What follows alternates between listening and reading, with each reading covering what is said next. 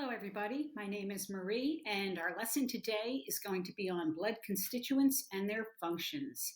And you are going to learn about blood parts, what these constituents are, what their functions are, where blood is made, and then we're going to take a look at a recent research study on anemia. Blood elicits all kinds of emotions from everybody because everybody has seen it. Sometimes it makes people nervous. We donate it. It's critical for life. And it's a really interesting part of human physiology to study. I'd like to start with a framework of our circulatory system and how it is innervated by the lymphatic system. And as you can see here, when blood is oxygenated, it's generally shown as being red, hence the red vessels here. So this is blood that has picked up oxygen from the heart and then goes out into the body, dumps off the oxygen. In the meantime, CO2 diffuses into the blood, and then that deoxygenated blood travels back to the heart to pick up oxygen again. In the meantime, it is innervated by the lymphatic system. So there is another system of vessels that intertwines with all of these tiniest of capillaries, and there are other cells, and there is what is called interstitial fluid. And that interstitial fluid is all this area in between. So there are molecules that go in and out of both of these systems and play a part in getting the molecules to the tissues where they're needed. When blood is moving, it is mixed up. And blood is more than just red blood cells. As you can see in this graphic, there are many other kinds of blood cells, and that's what we're going to learn about today. So if blood stays still, or if it is centrifuged, what happens is the most dense cells fall to the bottom, and 44% of our blood is made up of red blood cells, and these are also called erythrocytes. White blood cells and platelets make up 1%, making up what is called a buffy coat, and that usually shows up as a cream-colored layer here in between the red blood cells and the plasma. And then the plasma is mainly water, making up 55% of the blood, and in it has many other kinds of molecules that play an important role in keeping us alive. Let's begin with the plasma. The plasma is 90% water, and it absorbs and distributes molecules throughout our bodies. It carries inorganic molecules and electrolytes, two of the most important being sodium and chlorine, and bicarbonate, potassium, calcium, and other kinds of ions. And these ions play a critical role in membrane excitability, and they help to buffer the pH of our blood, which is critical. The pH of blood needs to stay at about 7.4. Plasma proteins are dispersed as a colloid, and although they don't leave and enter the interstitial fluid, they do help to establish an osmotic gradient. There are three major kinds of proteins, most of which are made in the liver, and they are the albumin, which are the most abundant, globulins, critical parts of our immune systems, the alpha, beta, and gamma types of antibodies, and then the fibrinogens, which are coagulation factors. The next type of component are the erythrocytes, and the erythrocytes are red blood cells. And here is half of a red blood cell. They normally would be totally disc-shaped. And these are the great oxygen transporters.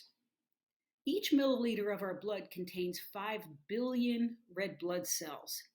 Their structure is related to their function, and they are concave and disc-shaped for a reason. They don't have any organelles, and their only job is really to carry oxygen and CO2. They're flat and disc-shaped and very, very flexible, which means they can actually make their way and squeeze through the tiniest of capillaries if they need to. The heme groups of which there is one in each part of the hemoglobin molecule. And you'll notice that there are four chains, the alpha chain 1 and 2, and beta chain 1 and 2. And the heme group is the iron that has the affinity for the oxygen.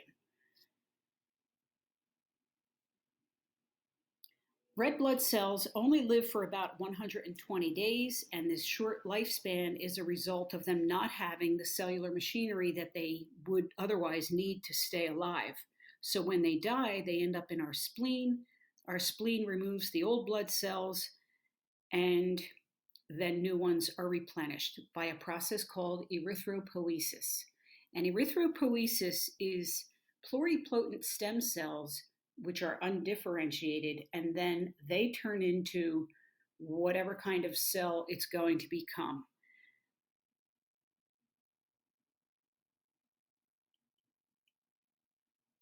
This takes place in the parts of our body, such as the long bones within the bone marrow, the sternum, and we have red bone marrow when we are younger, and this turns to a yellowish bone marrow as fat intrudes into those blood vessels as we age. Leukocytes are the white blood cells, and this is another category of cells in our bodies, and there are 5 kinds of these cells, but they're broken up into 2 major kinds, granulocytes and agranulocytes. And they are so named because of the way they look. And you'll notice that there are these little granules within these 3 kinds of cells, and there are not in the agranulocytes. These granulocytes contain granules that hold chemicals that they're going to release when they need to perform some function. And they may store histamine like the basophils, and these have an affinity for blue dye, and you'll notice how blue this one is here. The eosinophils are attracted to red dye. You'll notice how red this is. And these are the kinds of cells that function in allergic reactions. And the neutrophils have no dye preference, and these are phagocytic specialists. The agranulocytes are lymphocytes and monocytes. Monocytes become macrophages, and the lymphocytes become B cells and T cells. And the B cells go on to produce antibodies, and the T cells are involved in cell-mediated immunity. And I would like to show you a 44-second video that's rather interesting. And it is a video coming from the University of California. And it's a video of amoeba chasing after bacteria. And these scientists found that these amoeba are acting exactly like white blood cells. And they discovered a multi-protein complex called SCA1, which controls RAS. And they discovered that RAS is a protein complex that connects the direction sensing complex to its molecular motors. So they believe that white blood cells can actually move their actin and myosin fibers to one end of a cell in pursuit of some sort of bacteria, which is what our leukocytes do in our blood.